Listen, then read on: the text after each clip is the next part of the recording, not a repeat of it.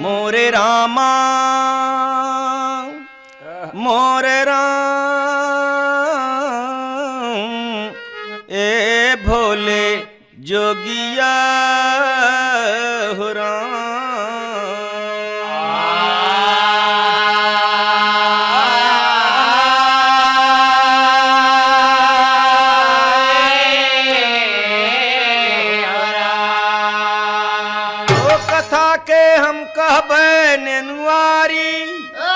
एक दिन धोबिया कनारी पूछे बिना नैहरे चली गई ऋषिया।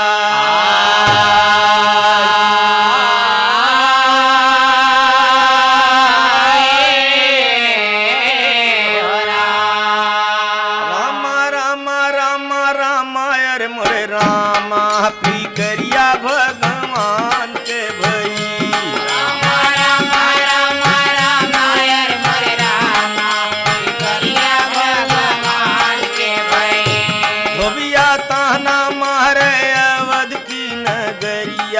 पी करिया भगवान के भई। धोबिया ताना मारे अवध की नगरिया पी करिया भगवान। धोबिया ताना मारे अवध के नगरिया पी करिया भगवान के भई। बीता ढेर दिन आई धोबिनिया धोबिया देखी गवारी सियाई। इतना दिना कहाँ तय रहले के करे घर में सुंदर जाय। कहे धोबिनिया रहे नैहरे सच्चाई तो से दई बताई। धोबिया बोला सिना कौन बा हमसे गईली दगा कमाई।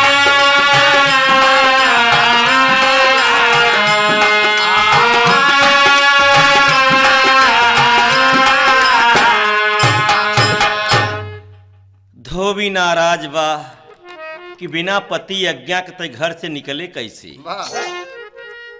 और सोचे भी चाहे बिना पति आज्ञा के औरत के कहीं नैहर हो चाहे कहीं मेला हो चाहे कहीं हो जाना भी न चाहिए। कहना है तो धोबी बोला अरे कैले इतना बड़ा बवाल हमसे ये कन लागे चाल खाल हम खींच ले परब द टंगरिया पी करिया भगवान।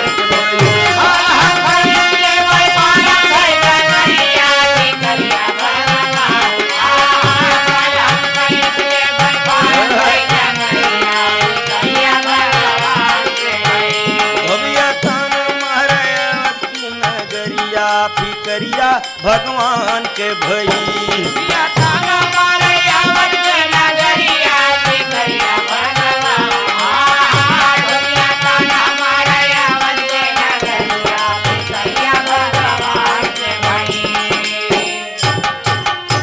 धोबी बोला खबरदार। धोबिया बोला तै राम के समझे सीता लई ग रावण नार। धोबी बोला तै राम के समझे जौन सीता के लई गए रावण चोरा के नार। तौने सिया के फिर से लायन फिर से रखें भून मझार। ऐसन काम करब नाई नहीं ताना मारे देश हमार। जल्दी घर तू छोड़ के भाग तो के देख में देकार।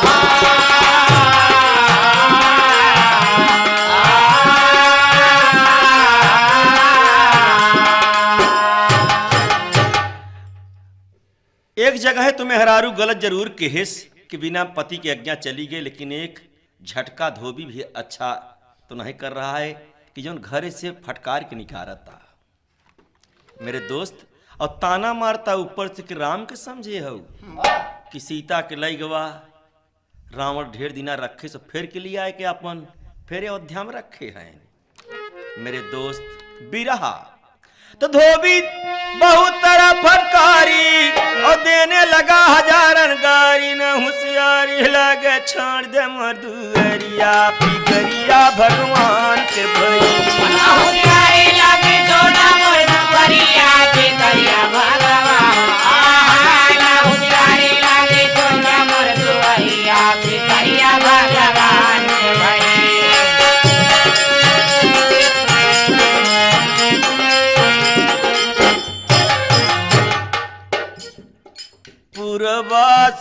के उ सुनत रहा जी।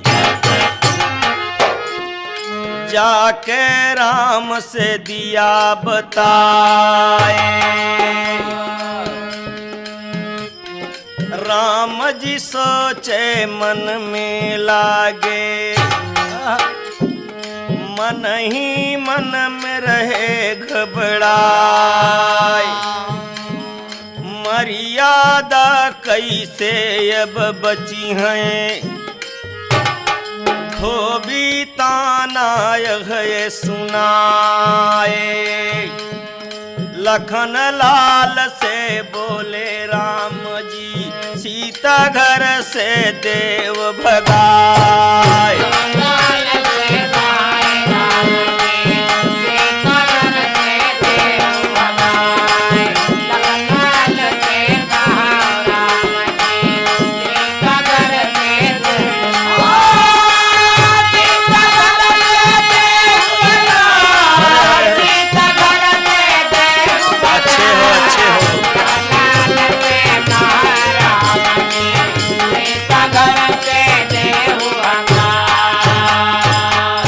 भैया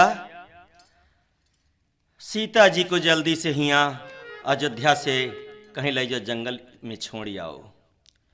एक बात आप ध्यान दें, पूरा अयोध्या के लोग रहे एक धोबी के कहे पर राम मर्यादा पुरुषोत्तम मर्यादा रखने के लिए धोबी के बात समझ के घर से निकाल था। उस समय सीता के पेट में बच्चा, और पूरा अयोध्या के लोग ही नहीं कह सका कि राम ऐसा न कर, कोई नहीं कहा।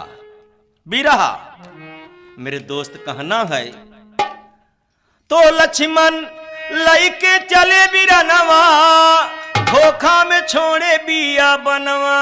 अरे लौटती बेरिया लक्ष्मण रोवै भरी नजरिया, फिकरिया भगवान के भाई। फिकरिया लक्ष्मण रोवै भरी नजरिया, फिकरिया भगवान।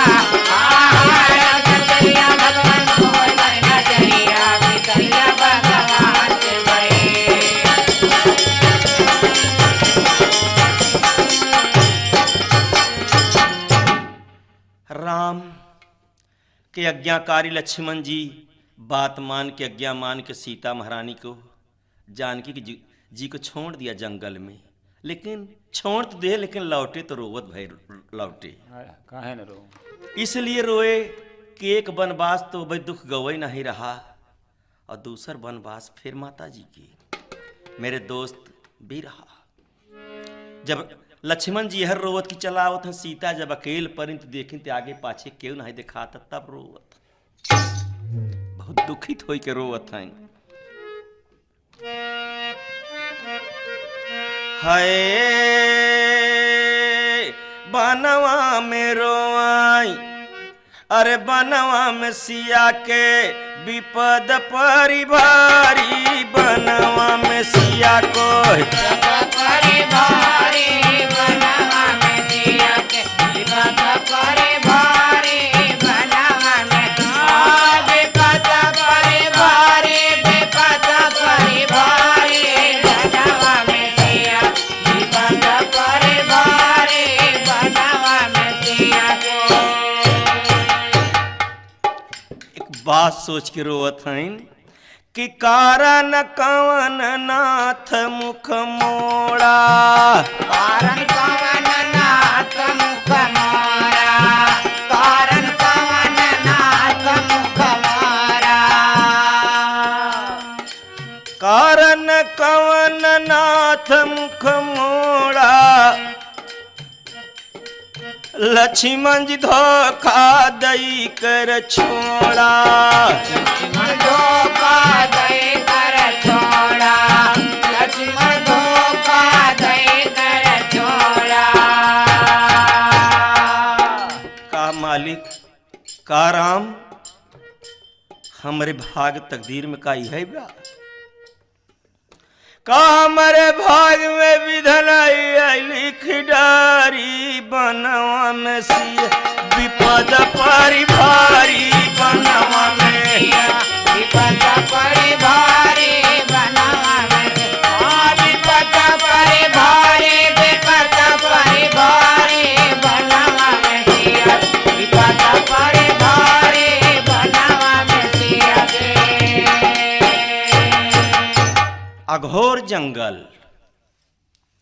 अघोर जंगल में सिया बिलाप करके रोवत फूट फूट के, लेकिन कोई सुनने वाला नहीं। रोवत रोवत भयंकर जंगल से कुछ गंगा जी किनारे जब पहुंची, एक सीता मढ़ी उनके नाम से घाट भी बना।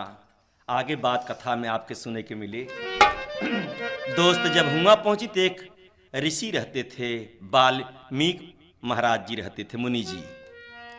तो रोवत आवाज सुना मुनि ज्ञानी, रोवत आवाज सुना मुनि ज्ञानी, रोवत आवाज सुना मुनि ज्ञानी, रोवत आवाज सुना मुनि ज्ञानी, और काहे बद रोवत हऊ महारानी। काहे बद रोवत हऊ महारानी, काहे बद रोवत हऊ महारानी। के कवन काहे रोते भैया, का बाता? बाबा का करवे पूछ के, कहे नहीं बेटा बताओ का बाता? कहाँ पता नहीं राम। हाँ राम, राम के आवाज सुने तो वाल्मीकि चिहुके के, अरे हाँ महाराज राम। का नाम बेटा? कहे जानकी जी महाराज। हिया कैसे? कहाँ पता नहीं राम, पता नहीं राम, दिए हमके कौले कारण घर से निसारी बनवा में रोत। पता नहीं राम काहे दियन घर से निसारी बनवा में सिया के, विपद परी भारी बनवा में सिया के, विपद परी भारी बनवा में सिया, विपद परी भारी बनवा में सिया, विपद परी भारी, विपद परी भारी, विपद परी भारी बनवा में सिया, विपद परी भारी बनवा, विपद परी भारी मोरी राम, मोरी राम, मोरी लक्ष्मण हो मोरे राम, मोरे राम राम राम राम राम, मोरे राम राम राम। पता नहीं बाबा, पता नहीं बाबा हमके दिहन घर से निसारी बनवा में से, विपद परी भारी बनवा में, विपद परी भारी बनवा में सिया, विपद परी भारी, विपद परी भारी बनवा में सिया, विपद परी भारी बनवा में सिया के। बाबा बाबा हमके स्थान बताओ मरे के बाबा। बाबा हम जिंदगी अपन खोआ चाहिए तो बाबा ये अपमान बर्दाश्त के खिलाफ बाबा। माफ करना सुने वाले मित्र, औरत जब अपमानित होती रामचंद्र तो अपन जान खो देती। सही बात। ये त्रेता द्वापर सतयुग से बात चली हुआ था। आजकल ते और बेचारी कतों दर्जा दहेज के नाते, कतों अपमानित के नाते तमाम औरत मारी काटी जात हैं, स्वयं जान दे देते हैं। कहना है बाबूजी, आप तो समझदार हैं श्रोता भैया, सीता जी बहुत अपमानित हो गए बाबा, हमके सिर्फ मरे के बताओ बाबा और कुछ न चाहे। बाबा हमारे पेट में बच्चा है बाबा। बाबा बड़ा दुखी हैं, कह रही राम मर्यादा पुरुषोत्तम ऐसी हालत में कैसे निकाल दिया। ये बात दर्द लगी तो वाल्मीकि महाराज कहत का है, मुनिवर काई तजू सब सोका। मुनिवर काहे तजो सब सोका, मुनिवर काहे तजो सब सोका। तेरे पुत्र बहादुर होगा, तेरे पुत्र बहादुर होगा, तेरे पुत्र बहादुर होगा। हाँ बेटा, बहुत बलवान बच्चा पैदा हुई बेटा। कहे बाबा हम रह कहाँ बाबा तब? अरे आखिर रह कहाँ बाबा? हम बच्चा हुए तो हम कहाँ रह बाबा? अब मुसीबत और खड़ी बाबा, अकेले जान हो तो बाबा ठीक रहा, हम कहीं रह ले बाबा, हम रह कहाँ बाबा तब? वाल्मीकि बहुत दुखित हो के कहते हैं बेटा चिंता न करो, मुनिवर कहीं तजु सब सोका, और तेरे पुत्र बहादुर होगा। चल कर सीता हमारे कुटिया मझारी, बनवा में सिया के भारे बनवा में सिया, विपद परे भारे बनवा में।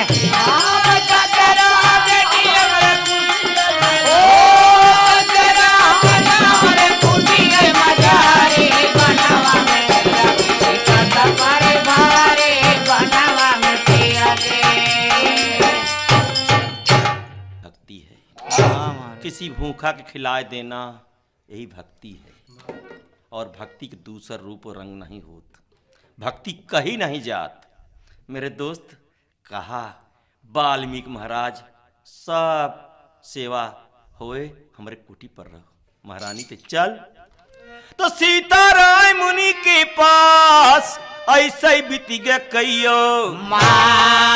अरे लड़का पैदा भइले बड़ा वीर बल करिया, फिकरिया भगवान के भैया। लड़का पैदा भइले बड़ा वीर बल करिया, फिकरिया भगवान। लड़का पैदा भइले बड़ा वीर बल करिया, फिकरिया भगवान के भई। और लड़का पैदा भइले ना, ओ लड़का पैदा भइले लालन पैदा भइलन बड़ा वीर बल करिया, फिकरिया भगवान के भई। लड़का पैदा भइले बड़ा वीर बल करिया, फिकरिया भगवान। लड़का पैदा भइले बड़ा वीर बल करिया, फिकरिया भगवान के भई। बड़ी खुशहाली बा, दो बच्चा जोड़ौरा बच्चा पैदा भई। वाह। देवता चेला चलानी सब जुटे हैं, गीत गाओ नहीं हो तो बाबा के कुटिया में जंगल में मंगल। वाह। काई सीता तोहरे त जान में ललनावा बना में छवि छाई हो। सीता तोहरे तबन मेरा लाना बन में छवि छाई हो। अरे बाजे बाजे चलानी कहत हईन का? कि अरे जब हो तू सीता रानी अवध नगरी आता, सोरा मचाऊ तू कहूँ वैद डॉक्टर बोलवाऊती हो। सीता दुई लाल तू त पैदा कैलू तनिक नहीं कहारी सीता पैदा कैले तनिक नहीं कहारी हो। बाबा जी हंस दे, सीता जी भी मुस्कुराए देन। अरे बाबा जी माला फेरत करे भजनिया, अरे राम का भजनिया न हो।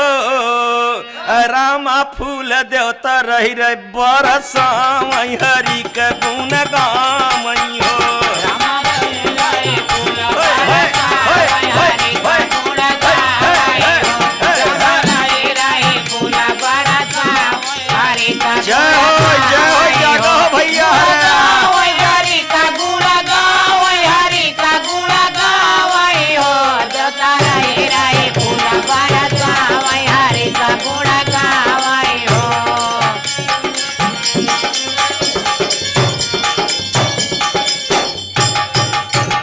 तो सब लोग बोले जय जयकार अरे सब देवता ऋषि महर्षि बोले जय जयकार और ये खुशी आई बया परम्पार फिकरिया भगवान के भई अरे बाबा फेरत बैठा रहले माला नवलरिया फिकरिया भगवान के भई बाबा फेरत रहले माला नवलरिया फिकरिया भगवान बाबा फेरत रहले माला नवलरिया फिकरिया भगवान के भई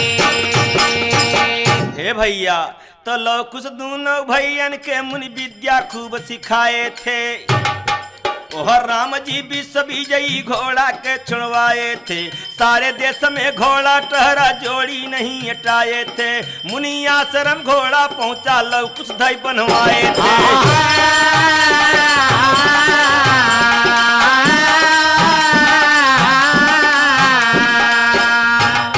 जानकी माँ पहचान गए कहे बेटा ये पत्र बंधा घोड़ा छोड़ दो कहे नहीं माँ कहे बेटा तुम न समझबो इनके साथ ऐसे से बहादुर वीर हैं कि पूरा लंका खराब कर दिया तो कहे माँ तो लव कुछ बोले चिंता जिन कर मरिया फिकरिया भगवान के बोले चिंता जिन कर मरिया फिकरिया भगवान बोले चिंता जिन कर मरिया फिकरिया भगवान के भाई चिंता न कर माँ घोड़ा बांध दिया बरगद में तब से आए बली हनुमान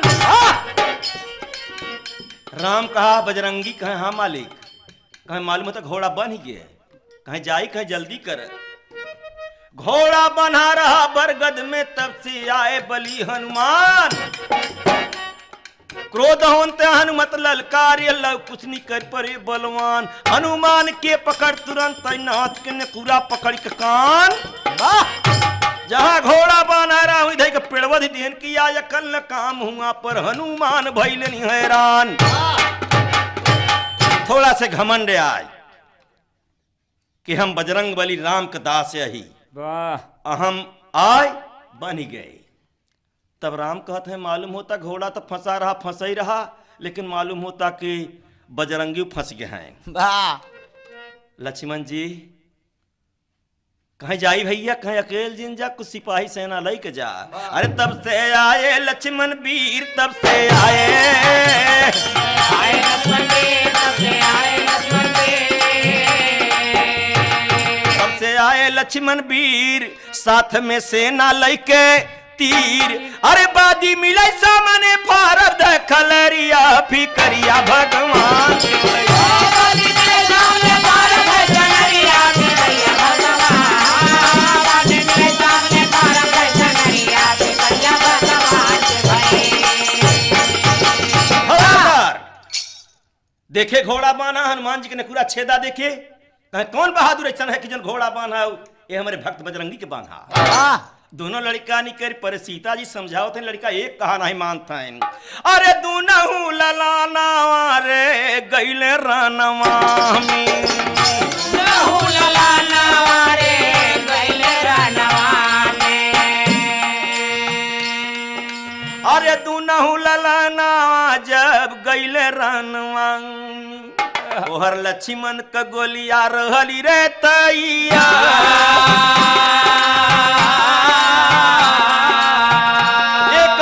बड़ बड़ जवान ली है हथियार एक ओरी छोटे छोटे बचवा बोलती ललकार अरे आवा बीरावा तू लड़ाई समनवा आवा बीरावा तू लड़ाई समनवा आवा बीरावा तू लड़ाई समनवा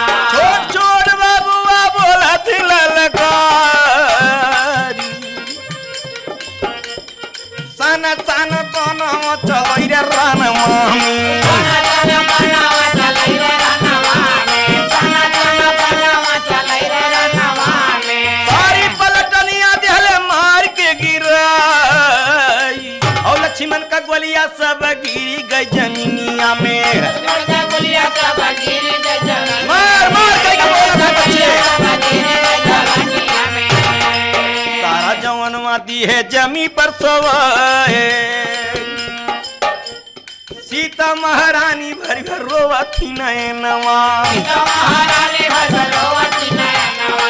सीता महारानी भर भर रोवती नयनवा। ए बबुआ ए लाला बस कर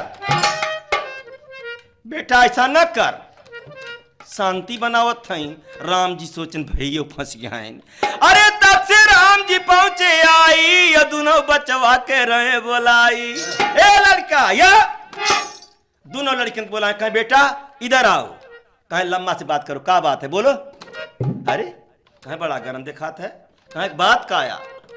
तब से राम जी पहुंचे आई, दोनों बचवन के रहे बोलाई। कहे बबुआ के हो तोहर बाप मतरिया, फिकरिया भगवान के भई।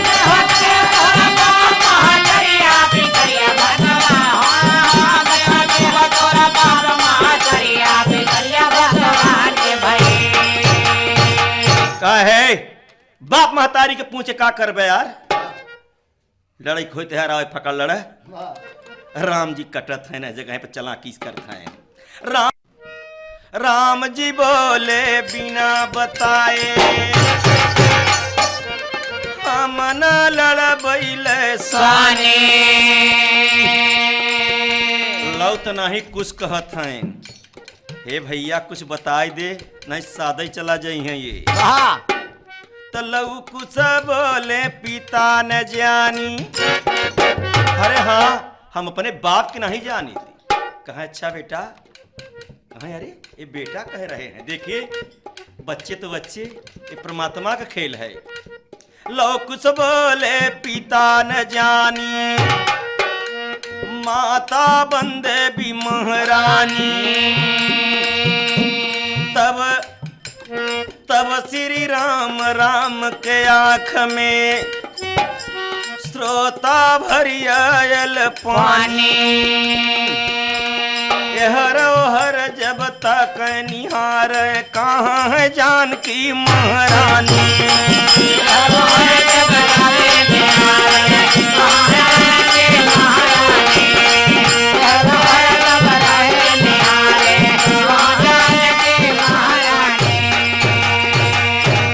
तो भगवान लिहले लगे बोलाई, भगवान लिहले लगे बोलाए हो भगवान, लिहले लगे बोलाए।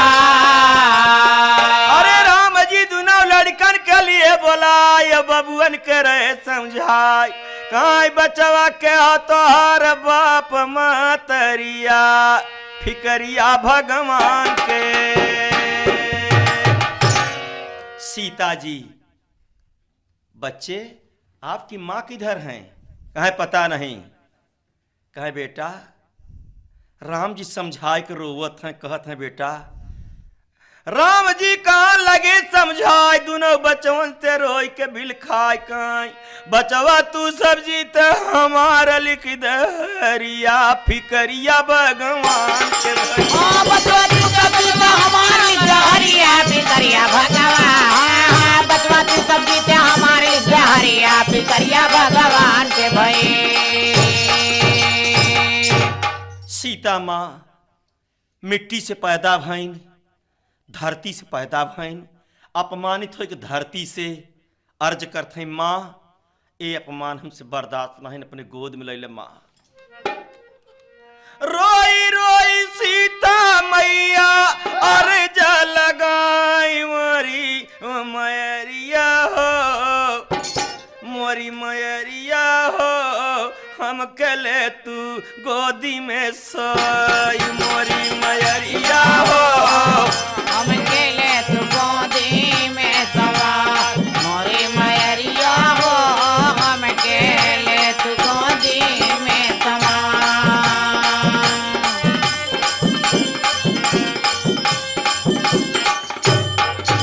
सब नया पमनवा रोवई, भारी भारी नयना मोरी मैरिया हो दुख सहलो न जाई। मोरी मैरिया होए दुख सहलो न जाय। मोरी मैरिया होए दुख सहलो न जाय। हट गईली धरती सिया गईली समाई। हाँ पाट गैल धरती सिया गैलिन समाई। भेट नाही राम कई सके गुण गाई। हाँ भेट नहीं राम कहे सबके गुण गाए। भेट नहीं राम कहे सबके गुण गाए। सीतामढ़ी मेला यस थान तीरथ माँ बिरनवा मोरी मैरिया हो दास गाव चरणों में सुनाए। मोरी मैरिया हो दास गावे चरण में सुनाए। मोरी मैरिया हो दास गावे चरण में सुनाए। सुनने वाले मित्र, अपमानित सीता धरती में समा गई। आज तक मेला लगता है आषाढ़ में नवमी पर, बहुत जबर मेला लगता है। सीता जी यहाँ समाप्त भई हैं, वह विश्वविद्यालय बनने जा रहा है। राष्ट्र है कहना है, का कहना है तो सुनने वाले दोस्तों जी और दास के तरफ से अमृत की घरिया पिया। अरे लागी बार बार हम बाबा के पैरिया फिकरिया भगवान के भैया। बाबा के पैरिया फिकरिया भगवान।